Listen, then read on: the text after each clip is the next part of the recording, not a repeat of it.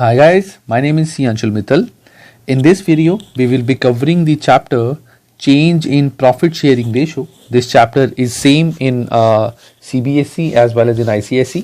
ठीक है, तो in CBSE this is like a fourth chapter and ICSE this is the third chapter. Basically ICSE में change in profit sharing ratio की जगह admission है, लेकिन change in profit sharing ratio के काफ़ी सारे पॉइंट्स वहाँ पे कॉमन है.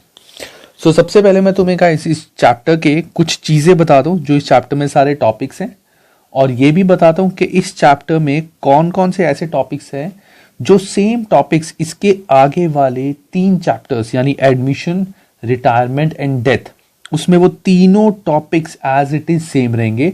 तो this chapter is very very important because ये चैप्टर अगर तुमने अच्छे से कर लिया तो आगे के चैप्टर्स में जब हम एडमिशन करेंगे, रिटायरमेंट करेंगे, डेथ करेंगे, वहां पे तुम्हें ये चीजें करने की जरूरत नहीं पड़ेगी.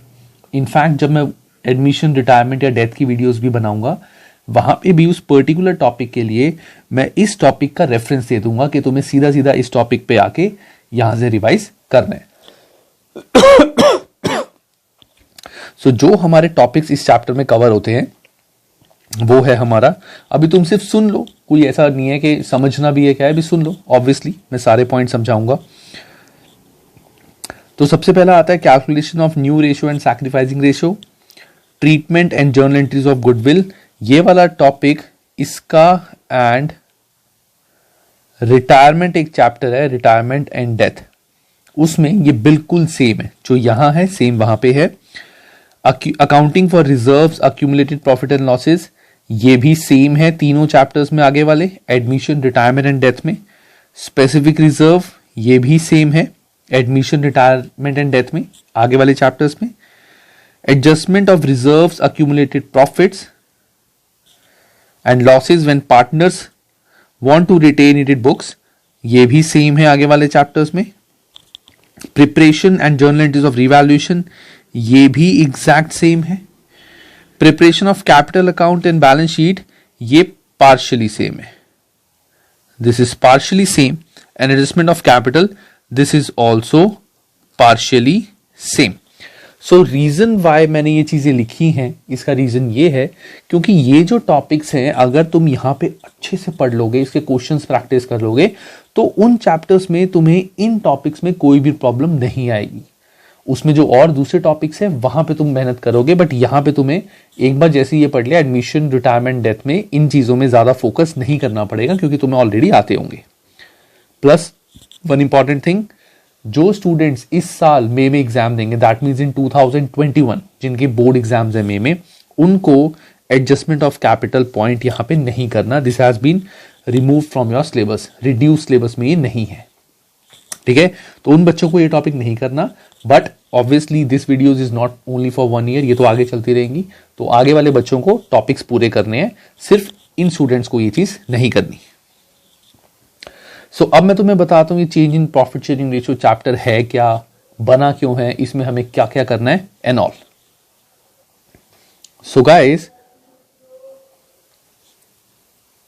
ये 2 पार्टनर्स थे.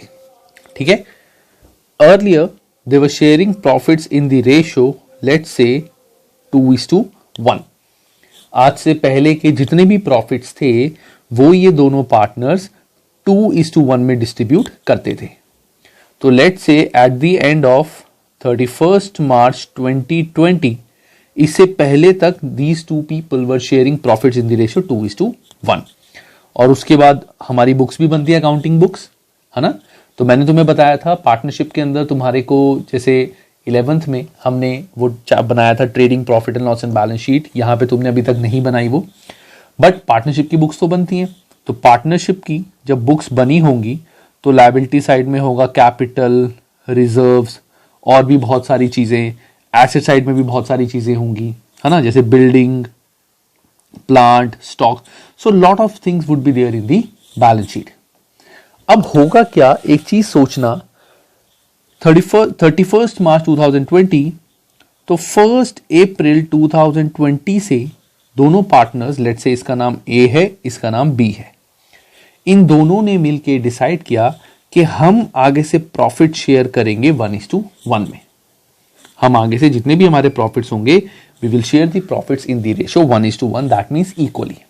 ठीक है, कोई बात नहीं, आगे से जो भी प्रॉफिट्स आएंगे वो इक्वली डिस्ट्रीब्यूट होंगे।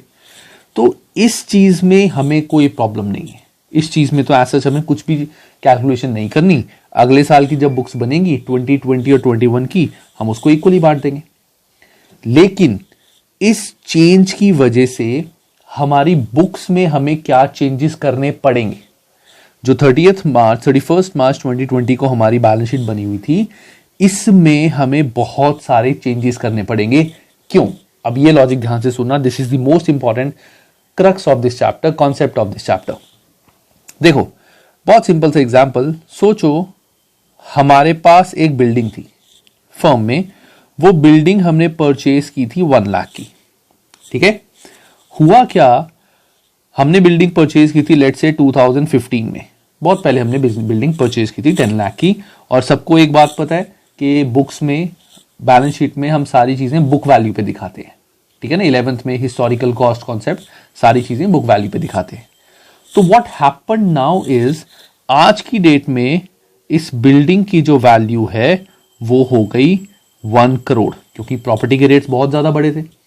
हमने जो बिल्डिंग 2015 में 10 लाख की परचेज की थी, आज की डेट में उस बिल्डिंग की वैल्यू हो गई 1 करोड़। ठीक है, अगर हमारी रेशो 2:1 है या 1:1, जो भी रेशो है, इसका मतलब क्या हुआ, कुछ भी अगर पार्टनर्स के बीच में डिस्ट्रीब्यूट होगा, that will be distributed in this ratio, that will be distributed in this ratio.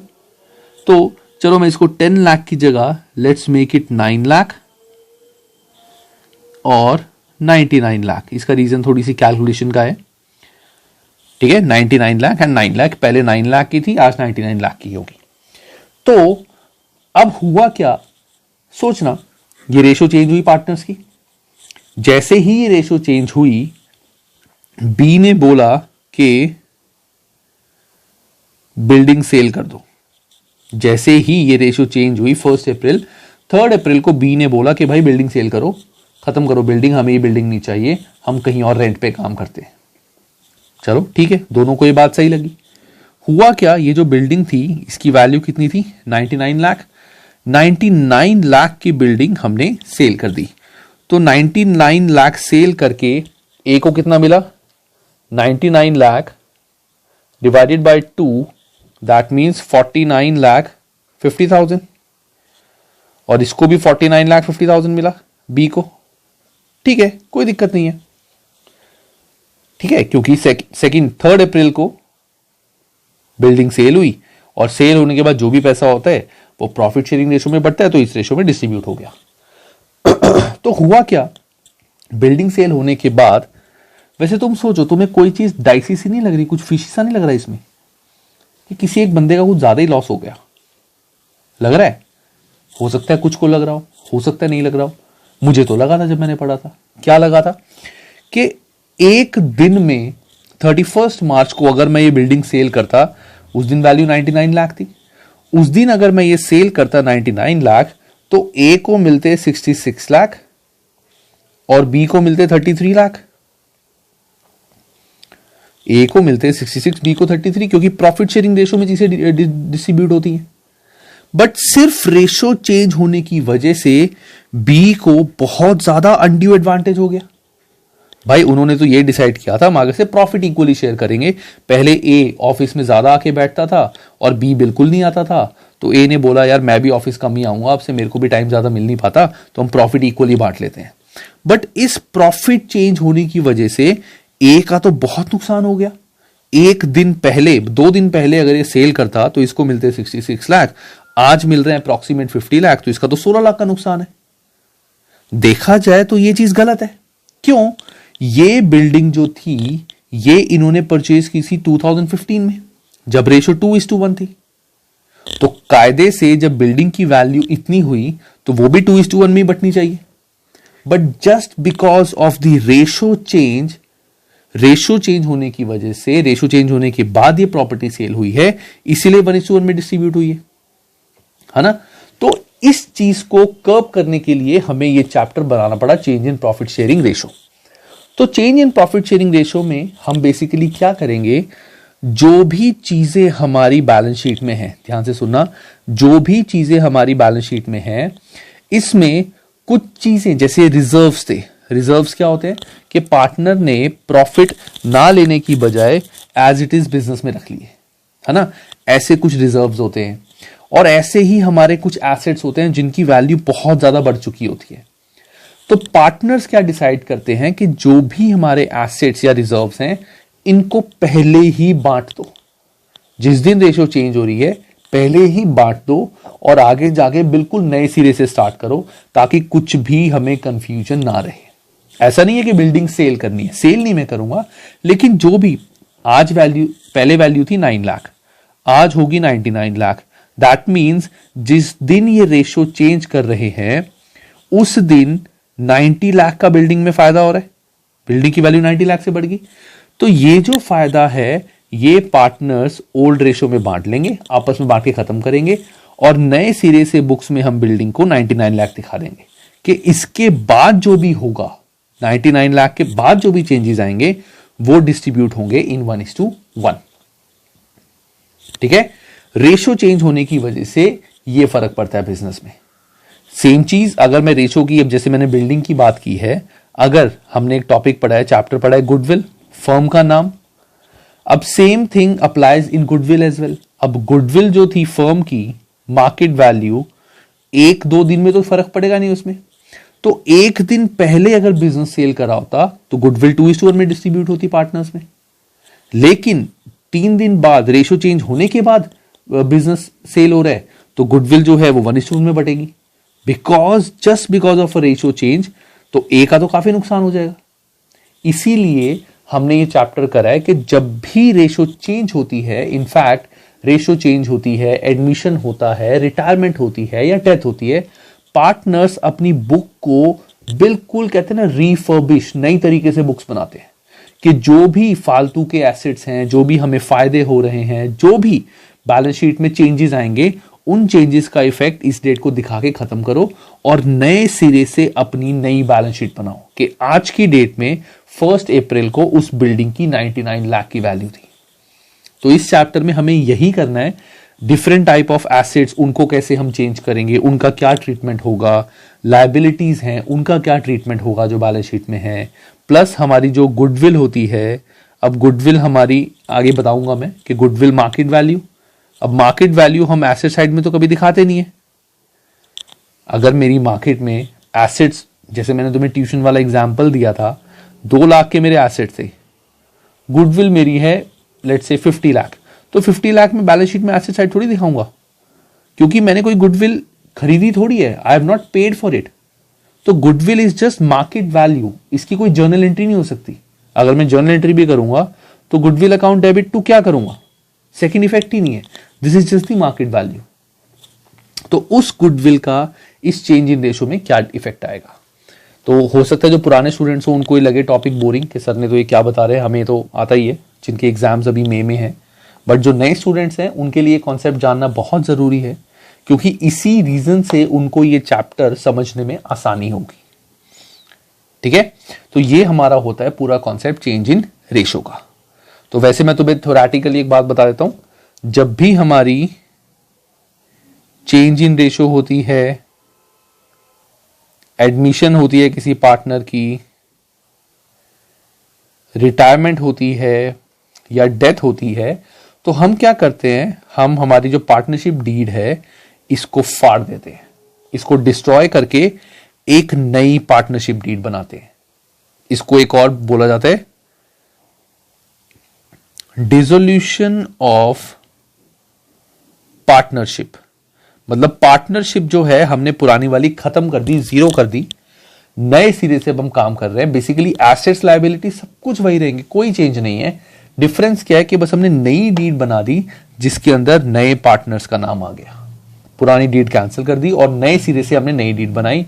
उसमें लिखा गया कि पुराने पार्टनर्स थे, वो जो बिजनेस था that has been taken over by this new partnership deed, और बिजनेस एज इट इज चल रहा है, बिजनेस में कोई चेंज नहीं है, वर्किंग में कोई चेंज नहीं होता।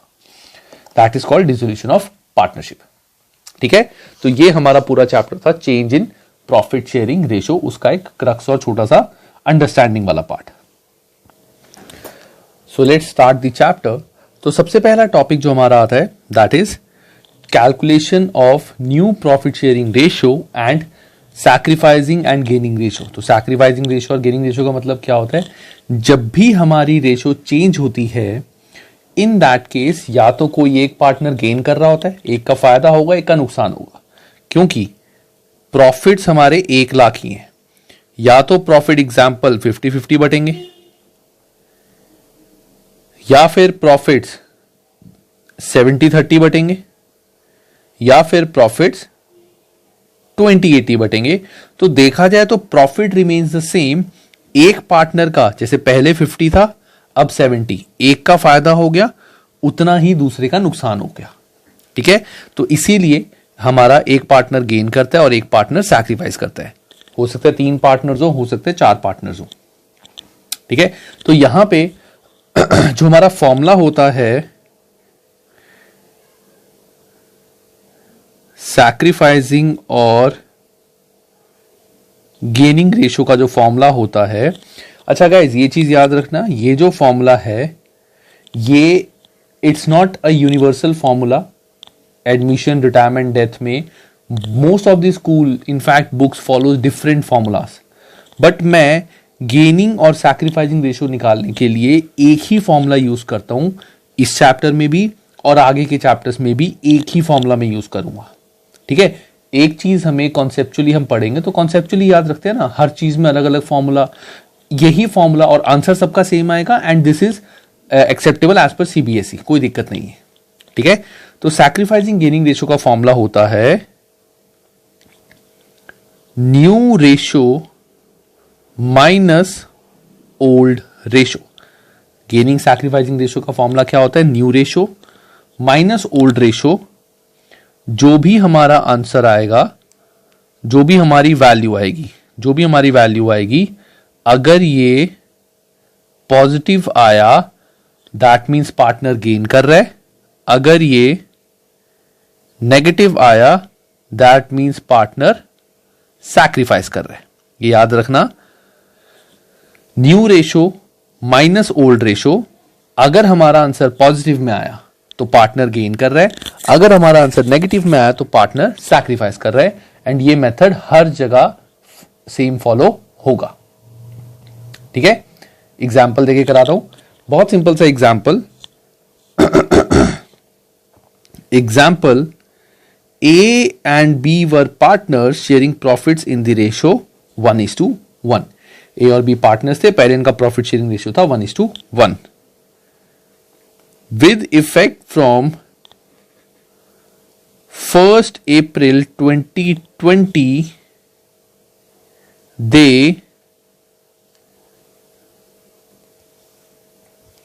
decided to share profits in the ratio 3:1।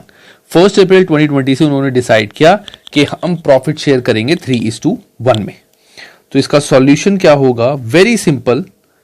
मैंने बताया था गेनिंग सैक्रिफाइसिंग रेशियो का formula new ratio minus old ratio.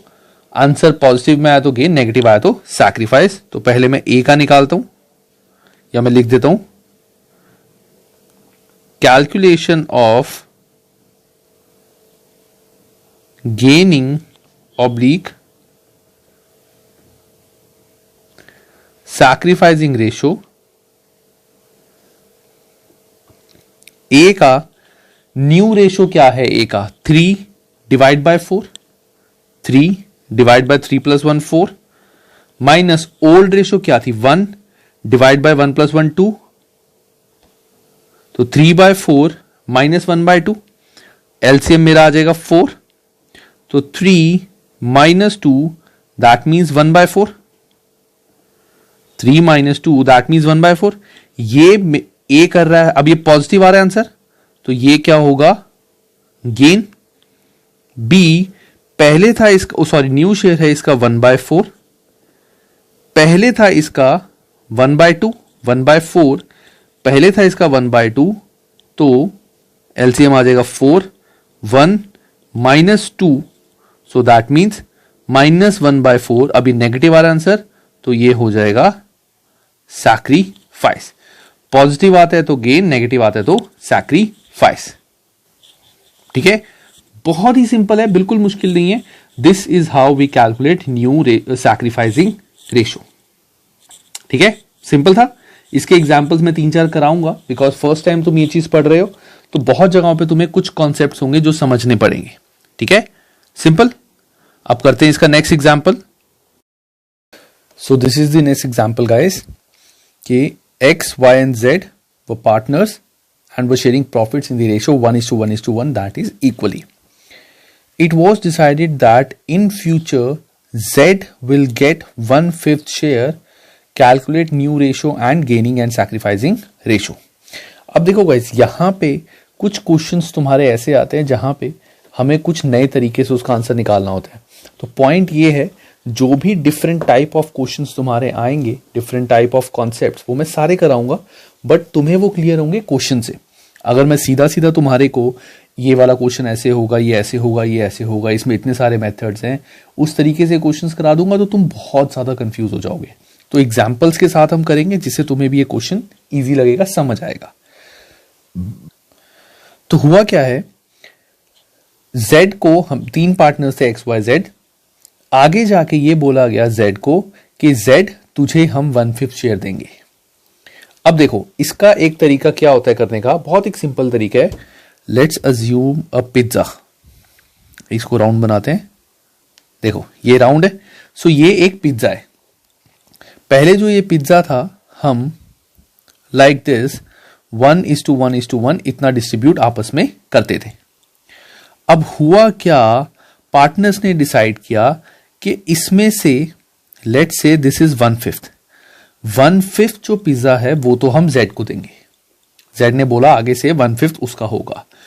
अब रिमेनिंग जो रह गया, उस रिमेनिंग को पार्टनर्स में किस रेशो में डिस्ट्रीब्यूट करेंगे, पार्टनर्स में वो कैसे बटेगा, ये चीज हमें यहां पे समझनी है. ठीक है, कि Z को पहले मिलता था 1/3, लेकिन आगे जाके इट वाज डिसाइडेड कि Z को 1/5 शेयर मिलेगा. तो यहां पे सबसे पहले एक चीज जो हमें याद रखनी है, that is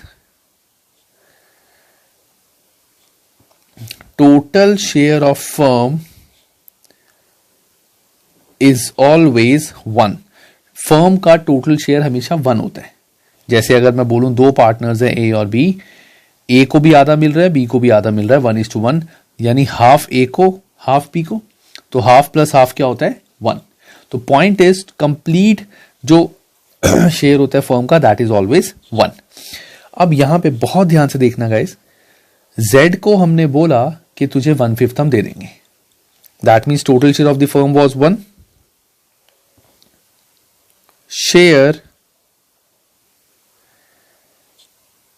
taken by Z is equal to 1/5.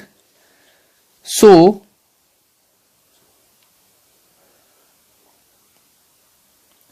Remaining share firm का कितना रह गया,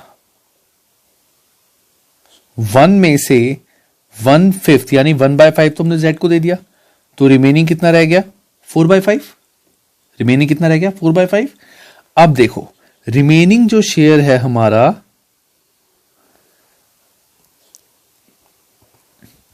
4/5, इस रिमेनिंग शेयर का हम क्या करेंगे. अब सेम पिज्जा का एग्जांपल लेके चलते हैं, ध्यान से देखो. लेट्स से तुम 3 फ्रेंड्स हो. ठीक है, तुम 3 फ्रेंड्स पहले हर चीज इक्वल डिस्ट्रीब्यूट करते थे. बाद में तुमने डिसाइड किया कि हम जो 3rd फ्रेंड है उसको इतना पिज्जा दे देंगे. ठीक है, ये तुमने डिसाइड कर लिया कि 3rd फ्रेंड को तुम इतना पिज्जा दे दोगे. अब जो रिमेनिंग बचा, nothing is mentioned in question, remaining जो बचा उसका तुम क्या करोगे. तो तुम क्या बोलोगे कि यार जैसे 3 फ्रेंड्स से तुम एक्स वाई जेड, जेड को तो हमने 3rd पार्टनर को हमने 1/5 शेयर दे दिया. अब जो बाकी बचा हुआ है, पहले हम क्या करते थे, हर चीज इक्वल बांटते थे. जेड को हमने अलग से इतना पिज्जा दे दिया, तो मतलब जो रिमेनिंग बचा इसको भी हम हाफ हाफ बांटेंगे, क्योंकि पहले भी हम हर चीज हाफ हाफ बांटते थे. तो एक्स और वाई शेयर डिस्ट्रीब्यूट करते थे 1:1 आपस में. दैट मीन्स जेड को देने के बाद जो रिमेनिंग पार्ट रह गया विच इज 4/5, इसको आपस में एक्स और वाई डिस्ट्रीब्यूट करेंगे हाफ हाफ. That means 1:1. 1:1 में इसको वो आपस में डिस्ट्रीब्यूट करेंगे. तो रिमेनिंग शेयर कितना रह गया 4/5. तो रिमेनिंग शेयर रह गया 4/5, एक्स को कितना मिलेगा? 4/5 का आधा, जो 4/5 रिमेनिंग रह गया था उसका आधा एक्स को मिल जाएगा, दैट मीन्स 4/10, और वाई को भी सेम 4/5 जो रह गया था उसका आधा, दैट इज 4/10। ठीक है, जेड को हमने 1/5 दे दिया, 1/5 देने के बाद जो रिमेनिंग शेयर रह गया दैट इज 4/5, उसको हमने डिस्ट्रीब्यूट कर दिया उस रेशो में जिसमें पार्टनर्स पहले अपने प्रॉफिट डिस्ट्रीब्यूट करते थे। जेड को तो अलग कर दिया इन्होंने, अब तो वो 1:1 में हमने इसको डिस्ट्रीब्यूट कर दिया लाइक दिस। तो यहां पे हमारा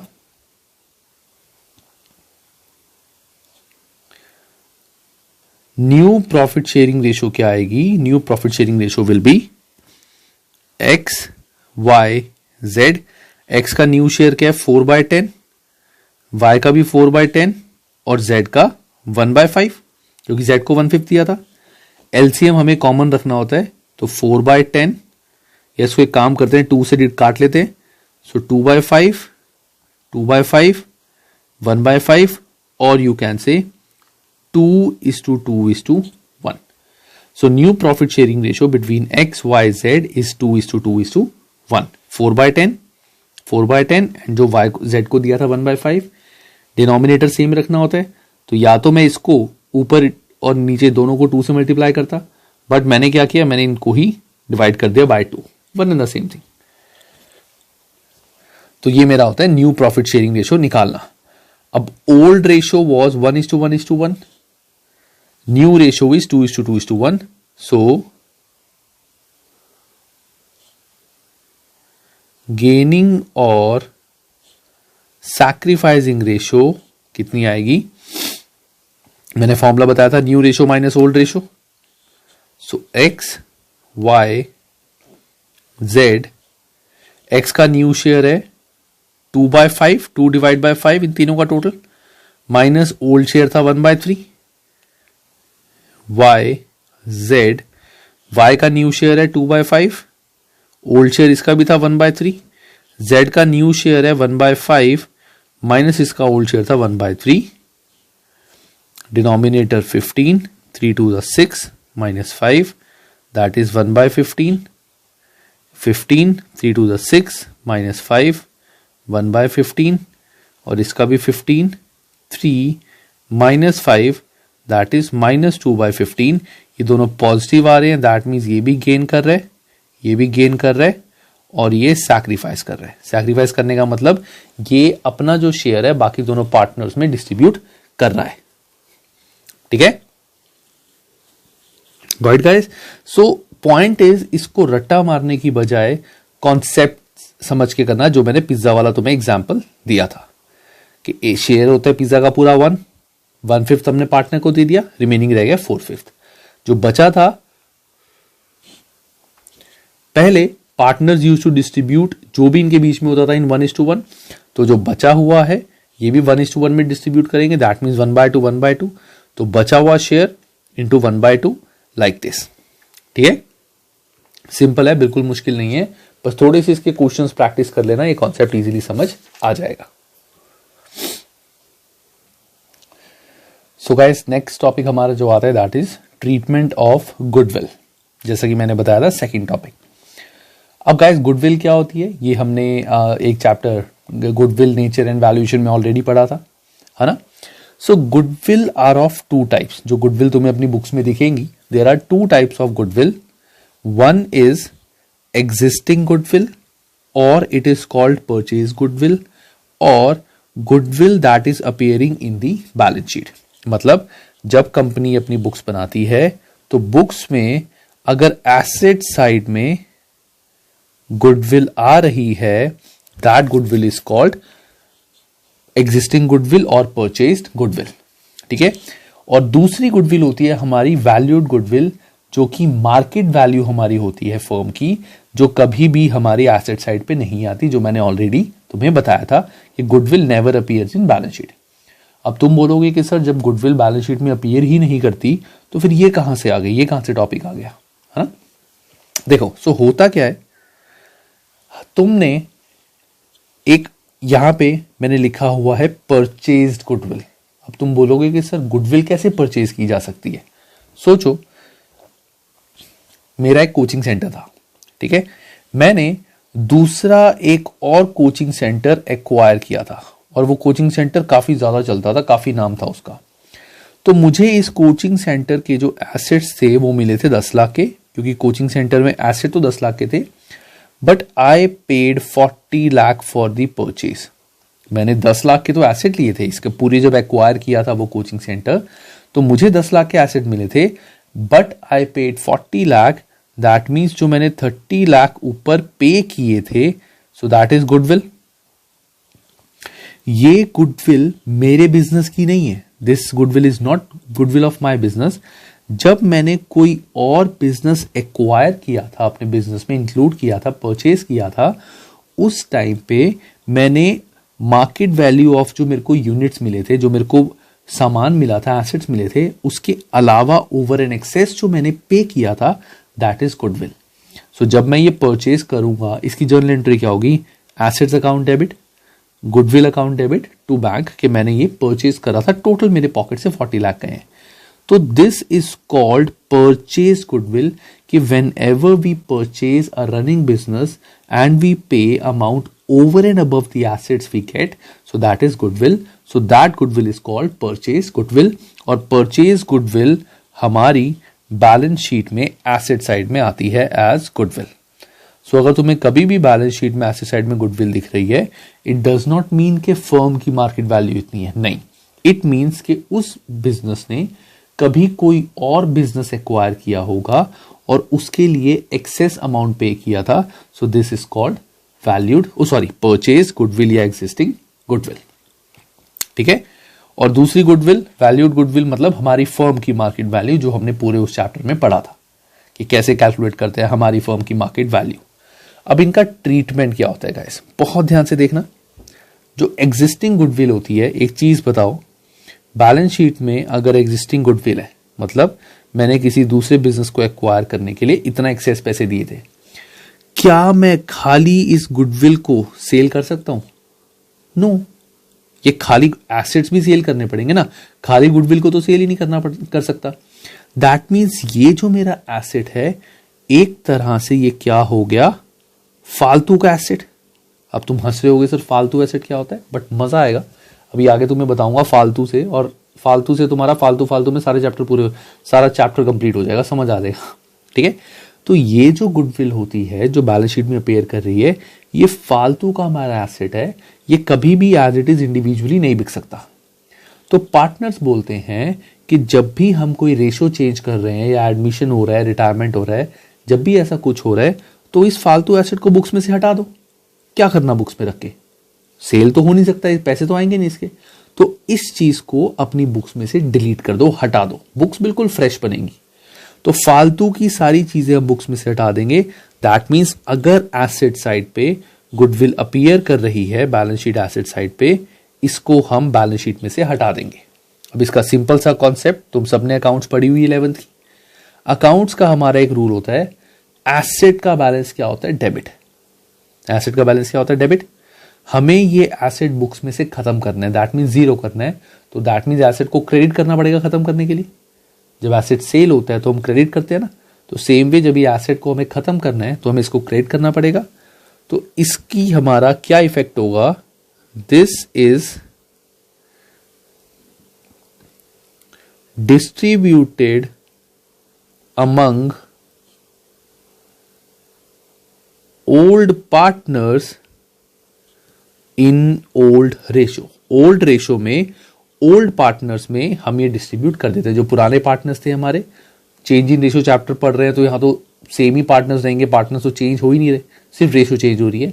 बट एडमिशन में, रिटायरमेंट में इसका ट्रीटमेंट बिल्कुल सेम रहता है। तो distributed among old partners in old ratio. तो इसकी जर्नल एंट्री क्या होगी? एसेट है, बैलेंस होता है डेबिट, खत्म करने के लिए क्रेडिट। तो इसकी एंट्री हो जाएगी old partners capital account debit to goodwill in old ratio. Old ratio में हम ये गुडविल सारे पार्टनर्स में डिस्ट्रीब्यूट कर देंगे।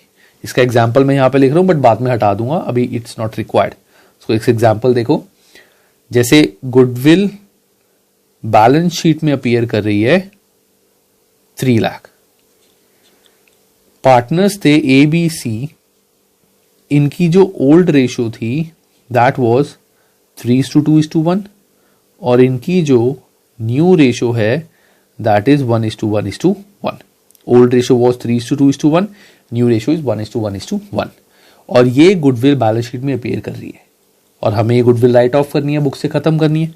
तो एंट्री क्या होगी, गुडविल एसेट होता है, खत्म करने के लिए क्रेडिट, तो old partners capital account debit is capital account debit, B is capital account debit, C is capital account debit to goodwill 3 lakh in old ratio. Old ratio is 3:2:1.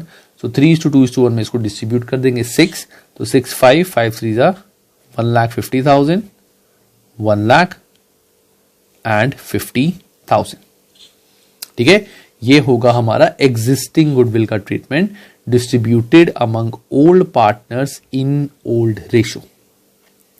ठीक है, इस एग्जाम्पल को मैं रब कर रहा हूं, बस ओल्ड गुडविल का ये ट्रीटमेंट होता है, दैट्स इट, और कुछ भी नहीं है। अब आती है हमारी वैल्यूड गुडविल, मार्केट वैल्यू या goodwill that does not appear in balance sheet, जो हमारी कंपनी की वैल्यू होती है। अब इस गुडविल का ट्रीटमेंट क्या होगा, जैसा कि तुम्हारे को मैंने जब चेंज इन रेशियो चैप्टर की बिल्कुल स्टार्टिंग में बताया था कि जब भी रेशियो चेंज होती है तो पार्टनर्स अपनी बैलेंस शीट में जो भी चीजें एडजस्टमेंट होती हैं उसको पहले ही करके खत्म करते हैं। तो सेम वे वैल्यूड गुडविल का भी क्या होगा ट्रीटमेंट, तो इसका ट्रीटमेंट क्या होगा, बहुत ध्यान से देखना, ये भी कॉन्सेप्ट हमें समझना है, लर्न करना है, 2-3 बार ये करेंगे तो अच्छे से याद रहेगा। वैल्यूड गुडविल जो होती है दैट इज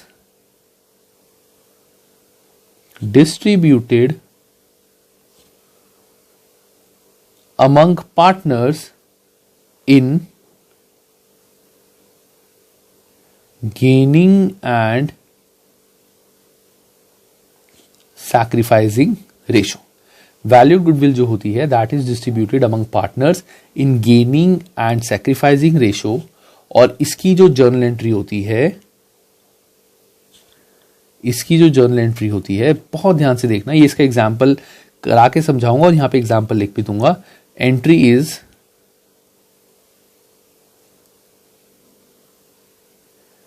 गेनिंग पार्टनर, थोड़ी सी बड़ी लिखता हूं, gaining partner capital account debit to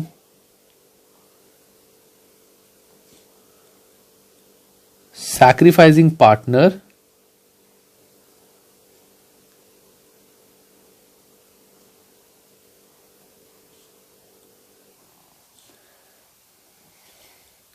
in, ये रेड से लिखता हूं, ये इंपॉर्टेंट लाइन है, इन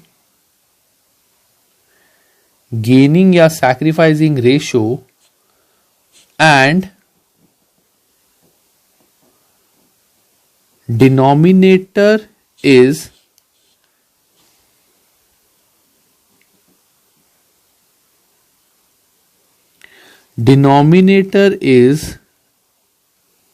considered, डिनोमिनेटर को हम कंसिडर करते हैं। अब तुम बोलोगे कि सर ये क्या मजाक है, डिनोमिनेटर इज कंसिडर्ड, ये कहां से आ गया। पहली बात तो ये एंट्री समझ में नहीं आई, gaining partner capital account debit to sacrificing partner, ऊपर से in gaining sacrificing ratio, denominator is considered, ये क्या है, हमें इसका एग्जाम्पल दो तभी समझ आएगा। तो ठीक है, अब मैं तुम्हें इसका एग्जाम्पल देता हूं। पहले मैं इसको थोड़ा सा बाइफरकेट कर लूं। तो गाइस ये आ गया इसका एग्जाम्पल। तो एग्जाम्पल देखो ध्यान से, पहले ये एंट्रीज को यहां पे पॉज करके इन दोनों एंट्रीज को अच्छे से लर्न कर लो। ठीक है, कर ली, चलो अब आगे करते हैं। वैल्यूड गुडविल का मैंने तुम्हें क्या बताया था, distributed among partners in gaining and sacrificing ratio. और एंट्री होती है gaining partner capital account debit to sacrificing partner.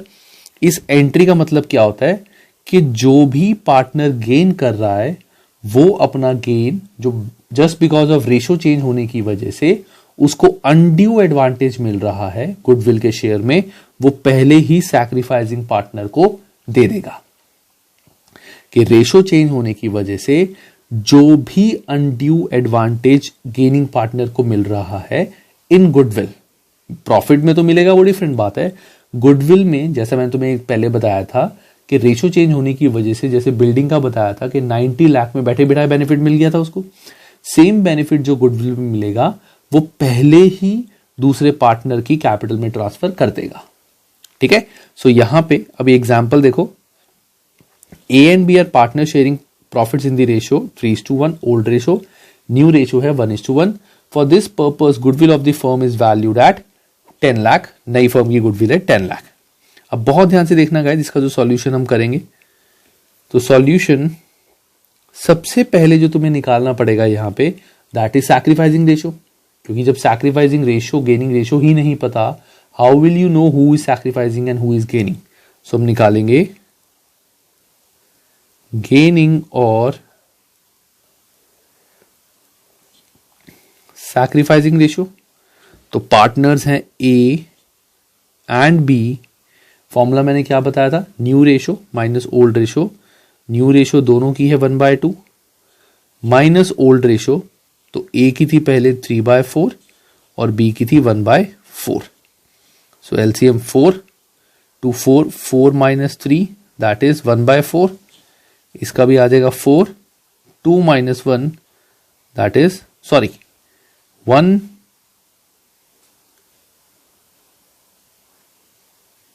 2 - 3 होगा, सॉरी गाइस, यहाँ पे 2 - 3 दैट इज -1/4 और यहाँ पे 2 - 1 दैट इज 1/4। ये माइनस में है दैट मीन्स ये कर रहा है सैक्रिफाइस, और ये पॉजिटिव में दैट मीन्स ये कर रहा है गेन। ये हमें पता चल गया। अब बहुत ध्यान से देखना गाइस, तो मैंने जर्नल एंट्री क्या बताई थी, gaining partner capital account debit to sacrificing partner. तो यहां गेन कौन कर रहा है, बी, सैक्रिफाइस कौन कर रहा है, ए। तो बी's कैपिटल अकाउंट डेबिट टू ए's कैपिटल अकाउंट, बी's capital account debit because B gain कर रहा है और ए सैक्रिफाइस कर रहा है, सो बी's कैपिटल अकाउंट डेबिट टू ए's कैपिटल अकाउंट। अब ये एंट्री तो हमें पता चल गई, अमाउंट क्या होगा। तो मैंने एक चीज यहां पे लिखी थी, gaining partner capital account debit to sacrificing partner in gaining sacrificing ratio, star mark करके डिनोमिनेटर इज कंसिडर्ड। अब डिनोमिनेटर मतलब ये है गेन या सैक्रिफाइस, एंड डिनोमिनेटर दोनों का है 4। तो सिंपल हम क्या करेंगे, हमारी गुडविल ऑफ फर्म कितनी थी, 10 लाख, 10 लाख इंटू बी कितना सैक्रिफाइस कर रहा है या बी कितना गेन कर रहा है, 1/4। तो 1/4 से इसको मल्टीप्लाई कर देंगे, that means denominator 4 will be considered. अब तुम्हें सिंपल ये याद रखना है, जो भी हमारी गुडविल आ रही है फर्म की, उसको मल्टीप्लाई कर देंगे पूरे गेन से या पूरे सैक्रिफाइस से। तो पूरा गेन 1/4, सो दिस इज 2,50,000 और ए का भी 10 लाख। अब ए कितना सैक्रिफाइस कर रहे हैं, -1/4, सो इंटू 1/4, माइनस से मल्टीप्लाई नहीं करेंगे of course, so this is 2,50,000. This is your journal entry.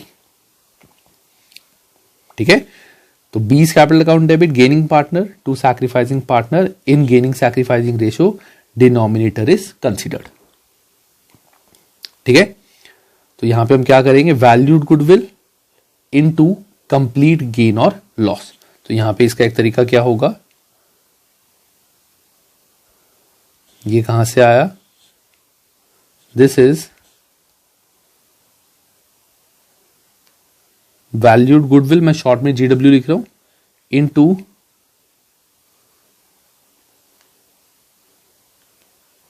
Complete gain और लॉस। कि जब भी हम गुडविल की एंट्री करेंगे, वैल्यूड गुडविल की, not existing goodwill, existing goodwill तो ये होती है, जब भी हम वैल्यूड गुडविल की एंट्री करेंगे तो simple valued goodwill into complete gain या कंप्लीट लॉस से मल्टीप्लाई कर देंगे। अब अगर यहाँ 3 पार्टनर्स होंगे तो हो सकता है थर्ड पार्टनर भी गेन या सैक्रिफाइस कर रहा है, तो अगर वो गेन कर रहा है तो ऊपर आ जाएगा, सैक्रिफाइस कर रहा है तो नीचे आ जाएगा। ठीक है, सिंपल कॉन्सेप्ट। बस थोड़ी सी तुम्हें इसकी प्रैक्टिस करनी पड़ेगी, 3 4 5 बार करोगे अच्छे से समझ आ जाएगा। नहीं समझ आ रहा, आई वुड सजेस्ट बैक करो, वीडियो दोबारा देखो, अच्छे से हो जाएगा। ठीक है, सो this is treatment of valued goodwill. ये सारा वैल्यूड गुडविल का है, एग्जिस्टिंग गुडविल का सिर्फ इतना सा है। This all pertains to valued goodwill. Got it guys? ठीक है, अब इसमें एक छोटा सा पॉइंट और आता है। So guys, sometimes it is written in question that goodwill is to be raised and written off. ये कॉन्सेप्ट बेसिकली 2019 में ऐड हुआ था, उससे पहले ये कॉन्सेप्ट नहीं था। This is for valued goodwill only. So कई बार क्वेश्चन, इसका स्पेसिफिक क्वेश्चन आ जाता है कि जो भी वैल्यूड गुडविल हमारी है, ये वाली गुडविल जो हमने करी है, this is to be raised and written off. तो रेज्ड एंड रिटन ऑफ बहुत ही सिंपल, बिल्कुल डिफिकल्ट नहीं है, just simple understanding. Raised and written off का मतलब होता है हम क्या करेंगे, लेट्स से हमारी ये फर्म है, जो भी हमारी वैल्यूड गुडविल होती है, वैल्यूड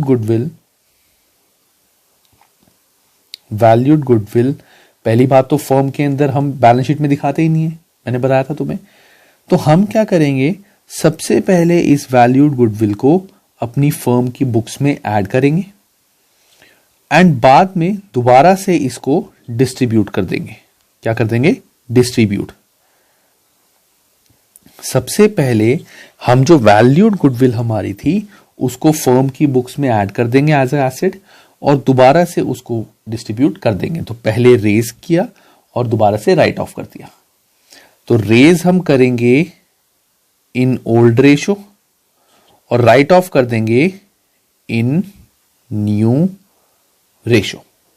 ठीक है, कि पहले रेज करेंगे हम ओल्ड रेशो में, देन राइट ऑफ करेंगे इन न्यू रेशो। तो सिंपल, ये जैसा हमने आंसर दोनों का सेम आएगा।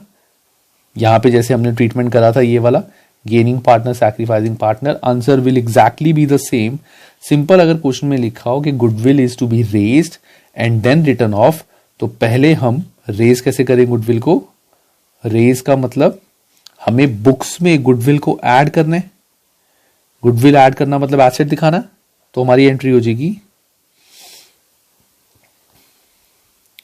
Goodwill account debit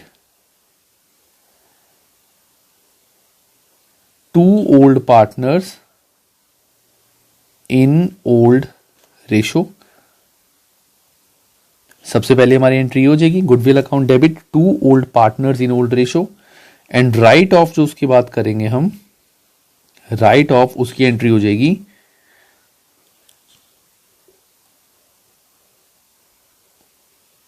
new partners capital account debit to goodwill in new ratio. तो पहले हम रेस कैसे करेंगे? ओल्ड रेशो में पार्टनर्स के बीच में डिस्ट्रीब्यूट करके, और राइट ऑफ कैसे करेंगे? न्यू रेशो में डिस्ट्रीब्यूट करके। तो तुम्हें सिंपल बस ये कॉन्सेप्ट याद रखना है, when goodwill is to be raised and written off, सबसे पहले हम गुडविल को रेज करेंगे, goodwill account debit to old partners in old ratio. यहां पे चेंज इन रेशो में तो ओल्ड और न्यू पार्टनर्स तो सेम ही रहते हैं, सिर्फ रेशो चेंज होती है। लेकिन जब हम एडमिशन में जाएंगे, रिटायरमेंट में जाएंगे, वहां ये ओल्ड और न्यू का कॉन्सेप्ट आएगा। तो मैंने बताया था, मैं अभी करा दूंगा ये चीज क्लियर, ताकि आगे इस चीज में हमें टाइम वेस्ट ना करना पड़े। So goodwill account debit to old partners in old ratio. Why goodwill is debited? क्योंकि गुडविल को हमने एसेट में दिखाना है एंड देन हमने गुडविल को दोबारा से राइट ऑफ करना है। तो new partners capital account debit to goodwill in new ratio. That's it. ये होता है हमारा पूरा गुडविल का ट्रीटमेंट। तो बिल्कुल डिफिकल्ट नहीं है, it's very very easy, simple understanding है बस, और कुछ नहीं है। ठीक है। सो गाइज, इसके बाद जो हमारा नेक्स्ट टॉपिक आता है, दैट इज, मैं तुम्हें एक बार दिखा देता हूं, हमने calculation of new profit sharing, new ratio and sacrificing ratio कर लिया, treatment and journal entries of goodwill कर लिया। अब आता है accounting treatment of reserves, accumulated profits and losses. So guys, accounting treatment for reserves, accumulated profits and losses. अब इसका मतलब क्या होता है, हम ये क्यों करते हैं, मतलब मैं हर एक का बताता हूं, यहां पे भी बताऊंगा। तो गाइस, जब तुम्हें मैंने चैप्टर स्टार्ट कराया था, वहां पे एक छोटी सी बात बताई थी कि जब भी हमारी रेशो चेंज होती है या एडमिशन होता है या रिटायरमेंट होता है, तो पार्टनर्स जो अपनी बैलेंस शीट है उसको पूरा रिवाइज करते हैं। और रिवाइज करने का मतलब क्या होता है, बैलेंस शीट में जो भी फालतू FAALTU फालतू लायबिलिटीज और फालतू एसेट्स होते हैं, उन फालतू लायबिलिटीज और एसेट्स को पहले ही डिस्ट्रीब्यूट करके खत्म कर देती है। जो भी फालतू की होती है, क्या होती है अभी मैं सब बताऊंगा। और बाकी जो मैंने बताया था तुम्हें एसेट्स का, जो मैंने बिल्डिंग का एग्जांपल दिया था, वो एग्जांपल अभी आगे कवर होगा। ठीक है, अब हमें देखना है कि बैलेंस शीट में फालतू लायबिलिटीज और फालतू एसेट्स क्या होते हैं। बेसिकली फालतू लायबिलिटीज वो लायबिलिटीज हैं जिसके अगेंस्ट हमने किसी को कोई पैसे नहीं देने होते। ये जो लायबिलिटीज होती हैं, ये सिर्फ क्या होता है, बैलेंस शीट ऑफ फर्म के लिए ये लायबिलिटी होती है, क्योंकि ये सारा पैसा पार्टनर का होता है। किसका होता है सारा पैसा, पार्टनर का। जैसे कैपिटल इज ऑल्सो लायबिलिटी, क्योंकि पार्टनर की कैपिटल पार्टनर का पैसा होता है वो, तो फर्म के लिए तो वो लायबिलिटी होती है। ऐसी जो रिजर्व्स होते हैं वो that's not a outsider liability, वो पार्टनर को देने होते हैं पैसे। क्योंकि रिजर्व्स क्या होते हैं, पार्टनर ने प्रॉफिट डिस्ट्रीब्यूट ना करके वो फर्म में ही छोड़ दिए पैसे, तो दैट्स वाई वो पैसे भी पार्टनर के ही होते हैं। That's why reserves are also liability. कई लोग बोलते हैं सर अगर बिजनेस में पैसे रखे हैं तो वो तो एसेट होता है। एसेट तो गाइस कैश की फॉर्म में होता है। अगर कुछ पैसे मैंने बिजनेस में रखे हुए हैं तो वो कैश है, बट वो कैश आया कहां से, दैट्स अ रिजर्व, यानी फालतू की लायबिलिटी जो बैलेंस शीट में है कि ये पैसे पार्टनर के हैं, लेकिन पार्टनर ने लिए नहीं है, अभी अपनी कैपिटल में नहीं डाले। ठीक है, तो ऐसे हमारी बहुत सारी फालतू लायबिलिटीज होती हैं जो पार्टनर के पैसे होते हैं। और फालतू एसेट्स बहुत सारे होते हैं हमारे, जिसके अगेंस्ट हमें कभी कोई पैसा नहीं आना। ये फालतू एसेट्स कभी भी सेल नहीं हो सकते। हम कभी भी इन एसेट्स को मार्केट में सेल ही नहीं कर सकते। तो जब सेल करेंगे ही नहीं, मतलब इसके कोई पैसे नहीं आने। तो जब पैसे आने ही नहीं, फालतू का एसेट है, तो इन सारे एसेट्स को भी राइट ऑफ कर दो, खत्म कर दो। सो फालतू लायबिलिटीज क्या क्या होती है हमारी गाइस, ये सारी होती है हमारी फालतू की लायबिलिटीज। अभी एक एक करके बताता हूं। एक चीज नहीं होती है इसमें से, वो मैंने जानबूझ के लिखी है, बाद में बताता हूं। जनरल रिजर्व, पार्टनर का पैसा अलग से रखा हुआ है। रीवैल्यूएशन रिजर्व क्या होता है ये हम आगे पढ़ेंगे वैसे, लेकिन होता क्या मैं बता देता हूं। कभी कभार हम ये मान के चलते हैं कि हमारे एसेट्स की वैल्यू बहुत ज्यादा बढ़ गई है। ठीक है, तो तुम अभी ज्यादा डिटेल में इसको मत करो, जानने की जरूरत नहीं है। ये तुम्हारा वैसे भी 12th में रीवैल्यूएशन रिजर्व के बारे में कुछ नहीं है। तुम बस ये मान के चलो कि पार्टनर ने कुछ पैसा अलग से बिजनेस में रखा हुआ है, डिस्ट्रीब्यूट नहीं किया, as revaluation reserve. Profit and loss credit balance, any other reserve अगर क्वेश्चन में गिवन है, workman compensation reserve, investment fluctuation reserve. ये जो दो रिजर्व्स हैं, these two reserves are called specific reserve. क्यों स्पेसिफिक, इसका ट्रीटमेंट थोड़ा सा अलग होता है। मतलब लॉजिक वही है कि फालतू का लायबिलिटी है तो बस बांट देंगे, फालतू का एसेट है, सब कुछ वही है, लेकिन इसका ट्रीटमेंट थोड़ा सा अलग होता है, वो मैं तुम्हें बताऊंगा। और लास्ट आता है एम्प्लॉय प्रोविडेंट फंड। बहुत बच्चे ये जब ये चैप्टर पढ़ते हैं तो उनको लगता है एम्प्लॉय प्रोविडेंट फंड भी एक फालतू की लायबिलिटी होती है कि पार्टनर ने अलग से पैसा रखा हुआ है। दिस इज नॉट अ फालतू की लायबिलिटी। एम्प्लॉय प्रोविडेंट फंड का मतलब क्या होता है कि जब एक एम्प्लॉय रिटायर होगा या एम्प्लॉय पैसे मांगेगा अपने प्रोविडेंट फंड के, तो एम्प्लॉयर को उसको देने पड़ेंगे। So this liability is not for partners, this is for employee. ये एम्प्लॉय का पैसा है, पार्टनर का पैसा नहीं है, तो पार्टनर ये पैसा आपस में नहीं बांट सकते। ये सारे रिजर्व्स फालतू हैं, ये किसी को नहीं देने, पार्टनर का ही पैसा है, पार्टनर को ही मिलेगा, तो इसीलिए पार्टनर्स आपस में बांट लेते हैं। लेकिन ये पैसा पार्टनर का नहीं होता, that belongs to a employee. ठीक है,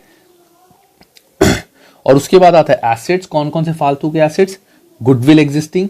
ये मैंने तुम्हें एग्जिस्टिंग गुडविल कराते हुए भी बताया था क्या, कि गुडविल जो हमारी होती है, एग्जिस्टिंग गुडविल, ये फालतू की होती है, इसके अगेंस्ट कोई पैसे नहीं आने, तो हम इसको डिस्ट्रीब्यूट कर देते हैं। Same way advertisement expenditure, advertisement expenditure भी एक फालतू का एसेट होता है, इसके अगेंस्ट कोई पैसा नहीं आता, और profit and loss debit balance, मतलब अगर फर्म में लॉस है, प्रॉफिट हमारा यहां पे आता है, लॉस यहां पे आता है। कैसे? जब कैपिटल तुम 11th में बनाते थे, नेट प्रॉफिट इसमें ऐड करते थे, और अगर लॉस होता था तो नेट लॉस यहां से माइनस करते थे। तो नेट लॉस यहां से माइनस करने की बजाय पार्टनरशिप में हम कई बार लॉस यहां पे दिखा देते हैं। ठीक है, तो वो profit and loss debit balance अगर हमारी फर्म में लॉस है, I will write it loss. तो ये सारी चीजें होती हैं फालतू की, और जो भी फालतू की होती है उन सब को पार्टनर क्या करते हैं? डिस्ट्रीब्यूट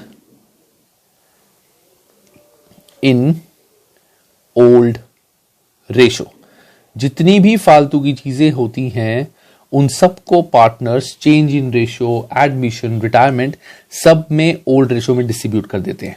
तो ये सारी क्या होगी? मेरी फालतू की लायबिलिटीज। ये सारे क्या होंगे? मेरे फालतू के एसेट्स। फालतू लायबिलिटीज, फालतू एसेट्स। तो अगर मुझे इसको खत्म करना है, बुक से खत्म करना है, डिलीट करना है, ठीक है, तो कैसे डिलीट करूंगा? मैंने तुम्हें बताया था, पार्टनर्स रेशो जिस दिन चेंज करते हैं उससे पहले ये सारी ओल्ड रेशो में बांट के खत्म कर देते हैं। लॉजिक इसका भी यही है। अगर मैंने बिजनेस में बहुत सारा पैसा छोड़ा हुआ था, जैसे old ratio was 1:1, new ratio is 3:1, ए और बी थे। जब इनकी रेशो 1:1 थी, उस टाइम पे हर साल जो प्रॉफिट्स आए थे, उन प्रॉफिट्स में से बहुत सारा पैसा पार्टनर्स ने फर्म में छोड़ा होता in form of general reserve. अब अगर गलती से इन्होंने रेशो चेंज कर दी और इस जनरल रिजर्व का कुछ भी नहीं करा, तो क्या होगा? तो व्हाट विल हैपन इज कि जब कभी ये जनरल रिजर्व डिस्ट्रीब्यूट होंगे, वो 3:1 में बटेंगे। तो सेम वे बी बोल सकता है कि यार उस टाइम पे हर चीज हाफ हाफ बटती थी, तो जब ये पैसे मिलने चाहिए थे, ये तो तब के पैसे हैं जब हमारी रेशो 1:1 थी, तो ये जब हमें वापस मिलने चाहिए थे तब हाफ हाफ बटने थे, बट तेरे को ज्यादा मिल गए, मेरे को कम मिल गए। तो इसीलिए हम सारी फालतू की लायबिलिटीज और एसेट को डिस्ट्रीब्यूट कर देते हैं इन old ratio. Important part, old ratio में। तो हमारी जर्नल एंट्री क्या होती है यहां पे?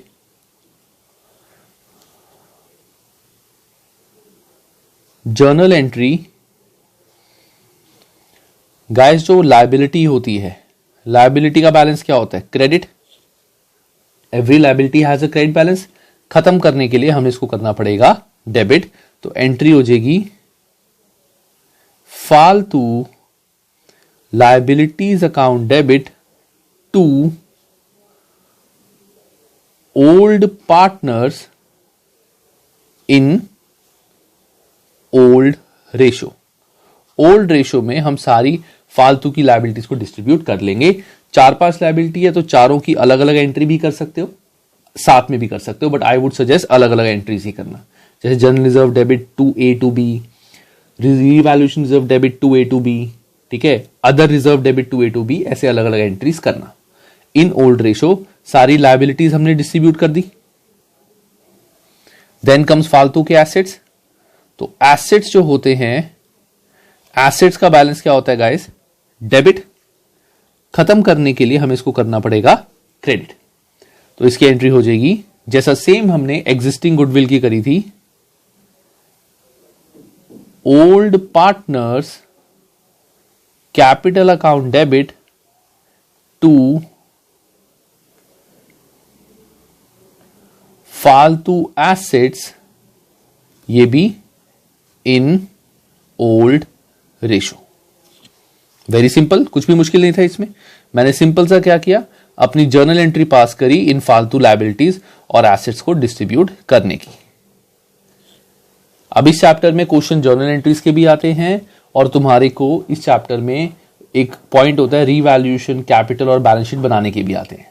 तो अगर तुम्हें रीवैल्यूएशन, कैपिटल, बैलेंस शीट बनाने के क्वेश्चंस आए, तब भी तुम्हें ये एंट्रीज पता होनी चाहिए, क्योंकि अगर ये एंट्रीज ही नहीं पता तो तुम इनकी पोस्टिंग ही नहीं कर पाओगे। वो जब मैं कैपिटल अकाउंट कराऊंगा तब बताऊंगा, लेकिन ये एंट्रीज हमें पता होनी चाहिए। हो सकता है कई बच्चे सोचे कि एंट्रीज पढ़ के क्या करना है, हमें तो स्कूल में हो गया, हमें तो सिर्फ अकाउंट बनाना है। नहीं गाइस, अकाउंट बनाने से पहले तुम्हें एंट्री पता होनी चाहिए, तभी तुम अकाउंट में इसको ठीक से पोस्ट कर पाओगे। ठीक है, ठीक है गाइस। सो ये हमारा होता है फालतू की लायबिलिटीज और एसेट को डिस्ट्रीब्यूट करने का तरीका। ये हमारा सिंपल पॉइंट है, अभी तक कुछ भी इसमें मैंने कॉम्प्लिकेटेड नहीं कराया है। हमें सिंपल जब भी कोई क्वेश्चन आएगा बैलेंस शीट में हमें देखना पड़ेगा कि क्या क्या फालतू लायबिलिटीज और एसेट हैं और इनको हमें डिस्ट्रीब्यूट जैसे मैंने बताया वैसे करना है, ठीक है। और एंट्री कब करनी है कब नहीं करनी वो सारा मैं तुम्हें जब एक कंप्लीट क्वेश्चन कराऊंगा वहां से समझाऊंगा। अभी के लिए बस स्पेसिफिक टॉपिक वाइज ये चीज समझ लो, ठीक है गाइस। अब let's talk about specific reserve, workman compensation reserve and investment fluctuation reserve. तो गाइस वर्कमैन कॉम्पेंसेशन रिजर्व अब क्या होता है ये ध्यान से देखना, इसका मतलब पता होगा तो इसके एंट्रीज करने में भी बहुत ज्यादा आसानी रहेगी। तो जैसे this is my balance sheet, पुरानी बैलेंस शीट जो मुझे क्वेश्चन में गिवन है, लेफ्ट साइड पे शॉर्ट में लिखा हुआ है WCR, वैसे पूरा लिखा होता है workman compensation reserve, I am just writing it in short WCR 1 lakh. तो ये 1 लाख का मतलब क्या होता है कि जो ये 1 लाख है हमने बिजनेस में इसलिए छोड़े हुए हैं कि हो सकता है, रिजर्व मतलब बिजनेस में पैसे छोड़े हुए हैं, बिजनेस में रखे हुए हैं, इसलिए रखे हुए हैं कि हो सकता है अगर कभी किसी वर्कमैन को, किसी इंप्लॉय को कोई चोट लग जाए या किसी इंप्लॉय को एकदम से पैसे देने पड़ जाए ड्यू टू एनी रीजन, जैसे कहते हैं ना इंप्लॉयज के लिए हमने कुछ अलग से पैसे रखे हुए हैं, इंप्लॉयज को जो जैसे उनकी मेडिकल एक्सपेंसेस या कोई भी ऐसा खर्चा, अगर हमने कुछ भी पैसे अलग से उसको रखे हुए हैं इंप्लॉयज के लिए, that is called workman compensation reserve. अब तुम कहोगे कि सर ये फालतू थोड़ी हुआ, फिर हमने तो इंप्लॉयज का पैसा रखा हुआ है इंप्लॉयज के लिए। गाइस फालतू ये ऐसे हुआ कि हमें अभी ये नहीं पता कि एग्जैक्ट कितना इसमें से हमें इंप्लॉयज को देना है। हमें ये पता है कि हमने 1 लाख रखे हुए हैं, हो सकता है जिस डेट को रेशो चेंज हो रही है उस डेट को किसी इंप्लॉय का कोई एक्सपेंस ही ना हो, किसी इंप्लॉय का कोई एक्सपेंस ही ना हो, कोई प्रॉब्लम ही ना हो, हमें किसी को पैसे देनी ना हो, तो ये सारा फालतू हो गया। और हो सकता है कि हमें इंप्लॉय को पूरे 1 लाख देने पड़े, है ना, हो सकता है हमें इंप्लॉय को पूरे 1 लाख देने। तो अगर हमें इंप्लॉय को कुछ भी नहीं देना रेशो चेंज होने वाली डेट पे या एडमिशन वाली डेट पे, सो वो सारा का सारा फालतू हो जाएगा।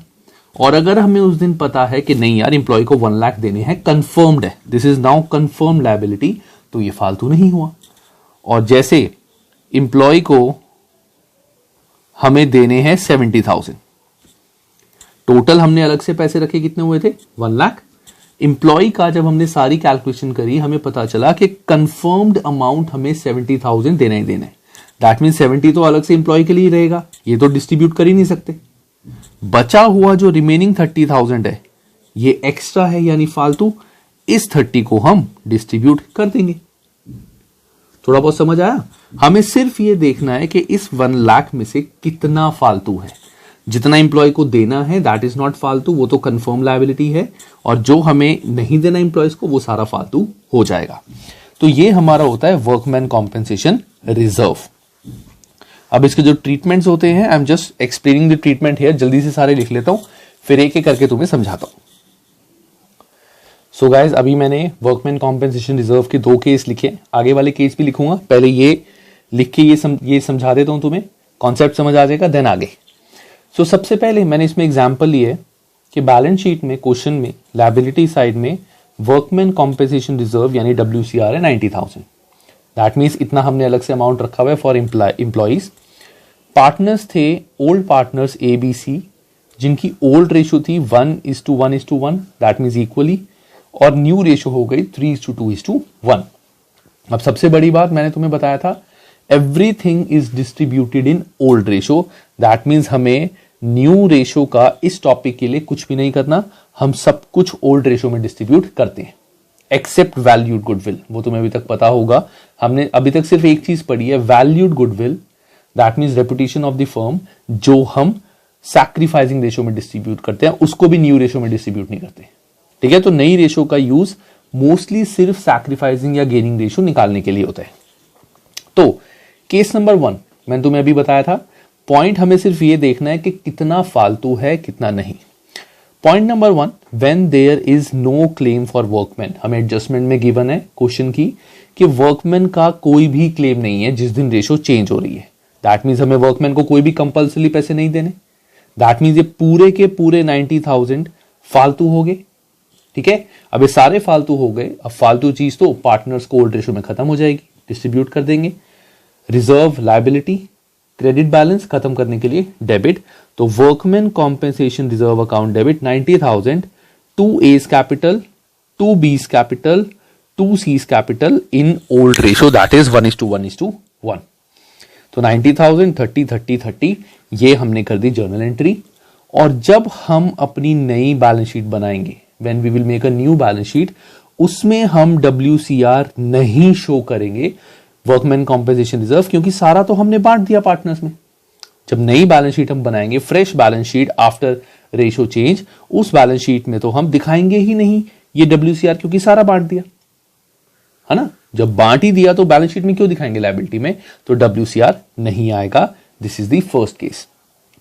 Second case, when there is a claim for workman of 18,000, हमने 90,000 का रिजर्व बनाया हुआ था, 18,000 का क्लेम है, दैट मीन्स आउट ऑफ 90,000 18,000 तो हमारा क्लेम है, तो ये तो हम डिस्ट्रीब्यूट कर ही नहीं सकते, क्योंकि ये तो देने ही देने पड़ेंगे। फालतू कितने रह गए 72, तो 72 हम पार्टनर्स के बीच में डिस्ट्रीब्यूट कर देंगे। अब इसकी जर्नल एंट्री ध्यान से देखना। अब तुम सोचोगे माइंड में क्या आएगा कि जर्नल एंट्री हम 72,000 से करेंगे, क्योंकि 72,000 डिस्ट्रीब्यूट करने, राइट। बट एक छोटी सी चीज क्या होती है, हमें अगर पता है कि 18,000 हमें कंफर्म देने हैं, तो हम उसको रिजर्व में से हटा के क्लेम फॉर वर्कमैन में डाल देंगे। बस सिर्फ नाम चेंज करना है, रिजर्व खत्म करके क्लेम फॉर वर्कमैन। तो हम एंट्री क्या करेंगे, workman compensation reserve account debit 90,000 to claim for workman, के 90 में से 18 तो क्लेम है जो वर्कमैन को देना है कंफर्म्ड, और बैलेंस जो बचा 72,000 वो हमने बांट दिया इनकी ओल्ड रेशियो में, दैट इज 1:1:1, तो 24,000 24,000 एंड 24,000। ठीक है, मैंने सिंपल क्या किया, जितना भी WCR था उसमें से जो क्लेम था वो क्लेम में डाल दिया, जो रिमेनिंग बचा था 72,000 जो फालतू था वो पार्टनर्स के बीच में डिस्ट्रीब्यूट कर दिया इन ओल्ड रेशियो, दैट इज 1:1:1। और जब मैं नई बैलेंस शीट बनाऊंगा फर्म की, अब नई बैलेंस शीट में मुझे पता है कि 18,000 की कंफर्म लायबिलिटी है, तो वो मैं लायबिलिटी साइड में लिख दूंगा क्लेम फॉर वर्कमैन 18,000। ठीक है, ये तो डिस्ट्रीब्यूट कर दिया 72, तो ये तो आएगा ही नहीं, लेकिन जो 18,000 है कंफर्म लायबिलिटी ये हम यहां पे शो करेंगे। तो ये छोटी छोटी चीजें हैं, इस पे तुम्हें थोड़ा सा फोकस ज्यादा देना है, इट्स वेरी इंपॉर्टेंट। अच्छे से समझ लेना, कोई दिक्कत की बात नहीं है, ज्यादा डाउट हो एक दो बार दोबारा देख लेना। ठीक है, तो ये है केस नंबर 2। अब मैं 2 केस और लिखता हूं आगे। सो केस नंबर 3 गाइस, अभी केस नंबर 4 मैंने लिख के आधा छोड़ा हुआ है, क्योंकि ये मैं खुद पूरा लिखूंगा साथ साथ समझाते हुए, उससे तुम्हें अच्छे से समझ आ जाएगा। So case number 3 is when claim for workman is 90,000। अब 90,000 का हमारा क्लेम है, हमने रिजर्व भी बनाया था 90 और क्लेम भी है 90, दैट मीन्स सारा का सारा हमें देना ही पड़ेगा, कुछ भी फालतू बचा ही नहीं इसमें। जितना हमने रिजर्व बनाया था पूरा का पूरा अमाउंट हमारा लायबिलिटी बन गया, क्योंकि क्योंकि हमें देना ही देना एम्प्लॉइज को। So that means full amount is a liability and nothing is to be distributed. तो हमारी जो जर्नल एंट्री होगी that will be workman compensation reserve account debit 90,000 to claim for workman 90,000। Partners को कुछ नहीं बटेगा, क्योंकि कुछ भी फालतू नहीं है। और नई बैलेंस शीट में हमारा क्लेम फॉर वर्कमैन आ जाएगा 90, क्योंकि this is a confirmed liability. Simple point. अब आता है लास्ट पॉइंट, ये थोड़ा सा समझने वाला है, कॉन्सेप्ट अच्छे से समझना। When claim for workman is 1,20,000, हमने WCR बनाया था 90,000 और हमें पता चला कि अभी हमें देना है टोटल 1,20,000। दैट मीन जितना हमने क्लेम बनाया था ये तो उससे भी ज्यादा अमाउंट देना है, जितना हमने क्लेम बनाया था उससे ज्यादा अमाउंट देना है। सो दैट मीन्स हमें 30,000 एक्सेस अमाउंट चाहिए, 30,000 एक्सेस अमाउंट चाहिए हमें, है ना। तो जो हमारा फालतू होता था वो हम पार्टनर्स को डिस्ट्रीब्यूट करते थे। तो जब फालतू पार्टनर्स को डिस्ट्रीब्यूट करते थे तो जो एक्सेस है वो हमें पार्टनर से लेना पड़ेगा। अगर फालतू हम पार्टनर्स को ओल्ड रेशो में डिस्ट्रीब्यूट करते थे तो अगर हमें और ज्यादा कुछ एक्सपेंस करना है तो वो पार्टनर से लेना पड़ेगा। तो इस केस में ध्यान से देखना जर्नल एंट्री गाइस क्या होगी। जर्नल एंट्री पहली हमारी होगी workman compensation reserve account debit 90,000। एक स्पेस छोड़ के मैं अभी लिख रहा हूं to claim for workman. Claim तो हमारा 1,20,000 का है, हमारे पास रिजर्व में थे 90 थी और क्लेम है 120 का। दैट मीन्स बैलेंस 30 हमें क्लेम में डालने पड़ेंगे। ये कौन डालेगा? पार्टनर्स। तो अभी हम यहां पार्टनर्स नहीं लिखेंगे, हम लिखेंगे रीवैल्यूएशन अकाउंट डेबिट। अब वाई रीवैल्यूएशन अकाउंट, ये तुम्हारे को जब मैं रीवैल्यूएशन अकाउंट बनाऊंगा वहां से ज्यादा क्लियर हो जाएगा, बट वैसे बता देता हूं, जब भी हम कोई रेशो चेंज करते हैं या एडमिशन होती है, रिटायरमेंट होता है, उस केस में जहां भी हमारा कोई लॉस होता है या कोई भी प्रॉफिट होता है, दैट गोज टू रीवैल्यूएशन। जितना भी हमारा प्रॉफिट या लॉस होता है that goes to revaluation account. और रीवैल्यूएशन अकाउंट का जो अल्टीमेट फाइनल अमाउंट होता है सारे प्रॉफिट या लॉस को मिक्स करने के बाद, वो पार्टनर्स में डिस्ट्रीब्यूट होता है। जैसे हम नॉर्मली 11th में ट्रेडिंग अकाउंट या प्रॉफिट एंड लॉस बनाते थे, तो प्रॉफिट एंड लॉस में हम क्या करते थे? सारे इनकम्स, सारे एक्सपेंसेस, बचता था प्रॉफिट। ऐसे ही यहां पे बनता है रीवैल्यूएशन अकाउंट। सारे प्रॉफिट जो हमें हो रहे हैं, जितने भी लॉसेज हो रहे हैं और बाकी जो बैलेंस बचा हुआ है वो पार्टनर्स में डिस्ट्रीब्यूट हो जाता था। तो हम यहां पे जो एंट्री करेंगे, WCR अकाउंट डेबिट 90,000, रीवैल्यूएशन में से ले लेंगे, लॉस दिखा देंगे 30,000, टू क्लेम फॉर वर्कमैन 120, और नेक्स्ट एंट्री हमारी हो जाएगी A's capital account debit, B's capital account debit, C's capital account debit to revaluation account. ये जो 30,000 है ये पार्टनर से in the ratio 1:1:1, that means 10,000 10,000 10,000 हम ले लेंगे। ठीक है, और जो हमारी न्यू बैलेंस शीट बनेगी, नई बैलेंस शीट में हम दिखाएंगे लेफ्ट साइड में क्लेम फॉर वर्कमैन 1,20,000 की हमारी नई लायबिलिटी है। अब तुम बोलोगे कि सर हमने रीवैल्यूएशन यहां दिखाया है फिर ऐसे डिस्ट्रीब्यूट किया है, तो क्या हमें अगर ये सिचुएशन आई तो सारे क्वेश्चंस में ऐसी एंट्री करनी पड़ेगी? आई विल से नो, तुम्हें ये एंट्री नहीं करनी वहां पे। ये एंट्री सिर्फ तभी होगी, ध्यान से सुनना guys, I am not writing, because ये चीज तुम जब वीडियो देखोगे तुम्हें समझ आ जाएगी। ये एंट्री सिर्फ तभी होगी जब तुम्हें स्पेसिफिक इस केस का क्वेश्चन आए और पूछा जाए जर्नल एंट्रीज। लेकिन अगर तुम्हारे को क्वेश्चन आए कंप्लीट, उसमें ये सिचुएशन आए जिसमें रीवैल्यूएशन कैपिटल बैलेंस शीट बनती है, वहां पे ये एडजस्टमेंट आए, तो तुम्हें ये एंट्री नहीं करनी, तुम सिर्फ रीवैल्यूएशन अकाउंट वाला ये वाली एंट्री करोगे। ठीक है, ये सिर्फ और सिर्फ अगर स्पेसिफिकली ये वाला केस पूछा गया क्वेश्चन में 3 मार्कर में, तब तुमने इसकी ये वाली एंट्री करनी है, क्योंकि इसके तब मार्क्स कंसिडर होंगे। तो हमने बेसिकली क्या किया, रीवैल्यूएशन पे लॉस डाल दिया 30,000 का, और वो लॉस हमने पार्टनर से वापस ले लिया कि ये हमारा लॉस हो रहा है तो पैसे फर्म में डालो। सो this is workman compensation reserve and उसके ट्रीटमेंट। आई होप सबको ये वाला पॉइंट बहुत इजीली समझ आ गया हो। मैंने जितना इजी हो सकता है उतना इजी कराया है, और ऑब्वियसली तुम जब इसको और 2-3 बार पढ़ोगे, इसके क्वेश्चंस करोगे, तो और ज्यादा अच्छे से समझ आ जाएगा। ठीक है, अब ये जो पॉइंट्स है ना गाइस, ये सारे के सारे, ये जो है accounting treatment of reserves, accumulated profit, ये सेम तुम्हारे नेक्स्ट क्वेश्चन में चलेंगे, that means admission, retirement, death. तो इन सबको बहुत अच्छे से करना, एग्जैक्टली सेम पॉइंट्स आगे कैरी फॉरवर्ड होंगे, बिल्कुल सेम कैरी फॉरवर्ड होंगे। तो वहां पे ये टॉपिक मैं कराऊंगा ही नहीं, वहां सीधा मैं इस जगह का रेफरेंस दे दूंगा कि यहां से इस चीज को पढ़ लो अगर वहां पे रिवीजन चाहिए, क्योंकि सेम है, बार बार कराने की कोई फायदा नहीं है ना।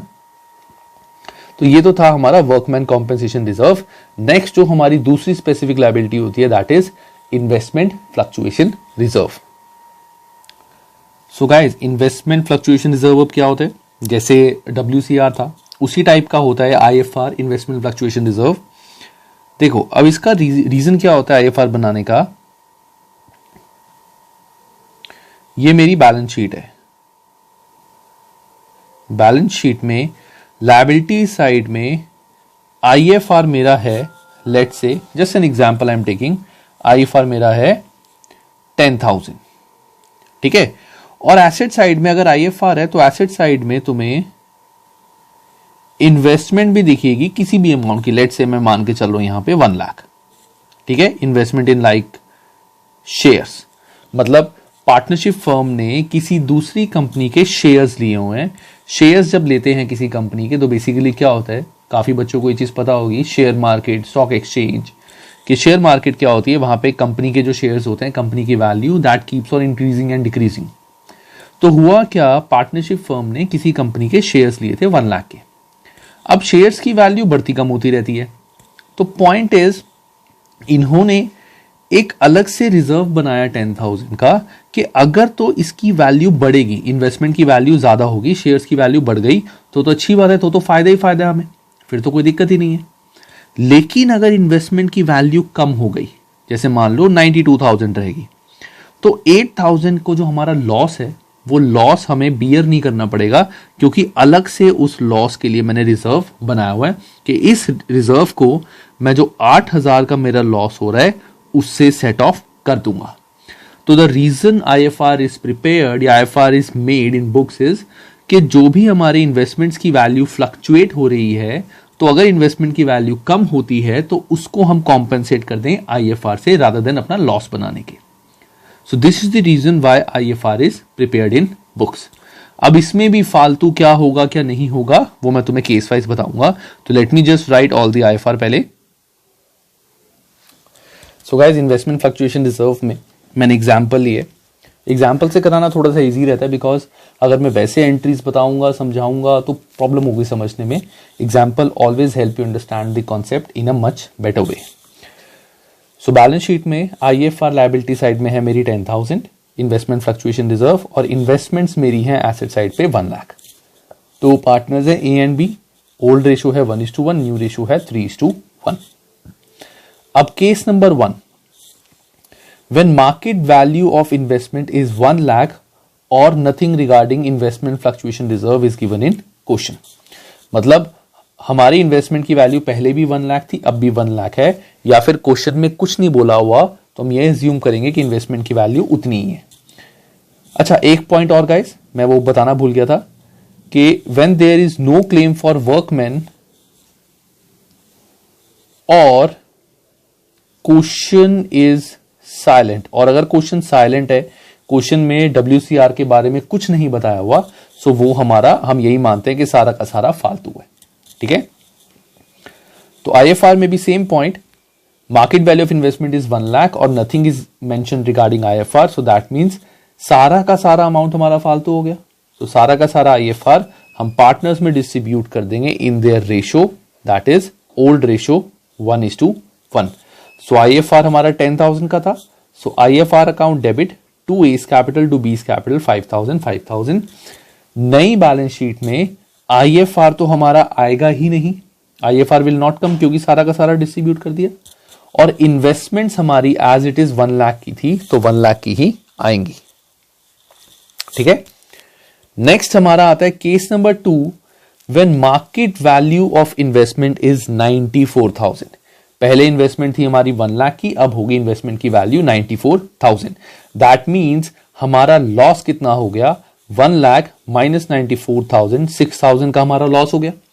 अब हमने ये मैंने तुम्हें एक बात बताई थी कि जो भी हमारा लॉस होता है सबसे पहले हम वो अमाउंट IFR में से यूज करते हैं। IFR में मेरे पास था 10,000, सो आउट ऑफ 10,000 6,000 मेरा जो लॉस था वो मैंने यूज कर लिया, और जो बैलेंस 4,000 IFR में बचा था जो कहीं यूज नहीं हुआ, ये सारा का सारा हो गया फालतू। दैट मींस ये ओल्ड रेशो में डिस्ट्रीब्यूट हो जाएगा। तो जैसे WCR का था वैसी इसकी entry, IFR account debit 10,000, IFR पूरा 10,000 टू इन्वेस्टमेंट्स, जैसे वहां पे हमने क्लेम फॉर वर्कमैन किया था, we will write to investment 6,000, ये 60 लिख दिया मैंने गलती से, टू इन्वेस्टमेंट 6,000 के 10,000 IFR में से 6,000 तो इन्वेस्टमेंट्स में लग गया, to A's capital to B's capital, जो रिमेनिंग 4,000 रह गया हमारा वो पार्टनर्स में ओल्ड रेशो में डिस्ट्रीब्यूट हो जाएगा, ठीक है। थर्ड पार्ट, और सॉरी, बैलेंस शीट में IFR तो हमारा कुछ भी नहीं आएगा। अब यहां पे और वर्कमैन कॉम्पेंसेशन रिजर्व में थोड़ा सा डिफरेंस है, वहां पे हमने क्लेम फॉर वर्कमैन लिखा था, बट यहां पे कोई क्लेम नहीं आएगा। हम बैलेंस शीट में सिंपल IFR यहां लिखेंगे ही नहीं, जो भी वैल्यू हमने इन्वेस्टमेंट में यूज की थी 6000 की, वो यहां लिखने की बजाय हम इन्वेस्टमेंट्स में से माइनस कर देंगे। लायबिलिटी साइड नहीं लिखेंगे उसको, हम इन्वेस्टमेंट में से माइनस कर देंगे। पहले इन्वेस्टमेंट थी 1 लाख, माइनस 6000 की वैल्यू कम हो गई तो रह गई 94,000। ये बहुत इंपॉर्टेंट पॉइंट है गाइस, ये अच्छे से याद करो, this is very important point, कि जब भी आईएफआर हमारा यूज होता है तो इन्वेस्टमेंट की वैल्यू कम होती है, हम उसको लायबिलिटी साइड में शो नहीं करते। Third point, when the market value of investment is 90,000, तो मेरा लॉस कितना हुआ, मींस द लॉस इज 10,000, पूरा रिजर्व भी 10,000 का था, दैट मींस सारा का सारा रिजर्व यूज हो जाएगा और कुछ भी फालतू नहीं बचा, so nothing is distributed. So IFR account debit to investments 10,000 और नई बैलेंस शीट में आईएफआर कुछ भी नहीं आएगा और इन्वेस्टमेंट्स 1 लाख में से मैं 10,000 माइनस कर दूंगा तो 90,000। क्यों नहीं डिस्ट्रीब्यूट हुआ, क्योंकि जितना मेरा लॉस था मैंने उतना ही रिजर्व बनाया हुआ था। लास्ट केस इसका, when market value of investment is 85,000, तो पहले मेरी इन्वेस्टमेंट थी 1 लाख की, अब हो गई, जिस दिन रेशियो चेंज हो रही है 85,000, तो मेरा लॉस कितना हो गया 15,000। So complete IFR is use, पूरा आईएफआर 10,000 यूज हो गया और जो एक्सेस हमें 5,000 था वो भी हमें और चाहिए क्योंकि लॉस 15 का हुआ है टोटल। तो सेम जैसे WCR में हमने अमाउंट लिया था रीवैल्यूएशन में से, यहां पे भी सेम यही करेंगे। आईएफआर अकाउंट डेबिट 10,000, पूरा आईएफआर यूज हो गया। रीवैल्यूएशन अकाउंट डेबिट 5,000, पूरा रीवैल्यूएशन यूज हो गया। टू इन्वेस्टमेंट्स 15,000, इन्वेस्टमेंट्स 15,000 से कम हो जाएगी। और A's capital account debit, B's capital account debit, to revaluation account 5,000, जो हमने लॉस हमारा हुआ था वो पार्टनर से ले लिया। और बैलेंस शीट में आईएफआर तो आएगा ही नहीं नई वाली में, इन्वेस्टमेंट्स की वैल्यू 1 लाख माइनस 15,000, 85,000 आ जाएगी। ठीक है, ये है हमारा केस नंबर 4। अब इसमें गाइस एक केस नंबर 5 भी आता है, वो मैं लिख नहीं रहा हूं, मैं तुम्हें वैसे बता देता हूं क्योंकि वो हमारा आगे कवर हो ही जाएगा।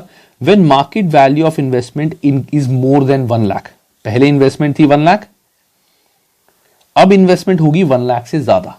तो अगर इन्वेस्टमेंट ज्यादा होगी तो वो तो अच्छी बात है, मतलब ये सारा का सारा फालतू है, तो इस सारा का सारा फालतू जो है वो हमारा डिस्ट्रीब्यूट हो जाएगा पार्टनर्स में, क्योंकि इन्वेस्टमेंट की वैल्यू तो बढ़ गई, तो इस सारा का सारा पार्टनर्स में डिस्ट्रीब्यूट हो जाएगा। और वो जो वैल्यू बढ़ी है इन्वेस्टमेंट की, उसका क्या करेंगे वो मैं जब एक पॉइंट आएगा वहां बताऊंगा। ठीक है, so that is case number 5। ये है तुम्हारा पूरा इन्वेस्टमेंट फ्लक्चुएशन रिजर्व। ठीक है गाइस।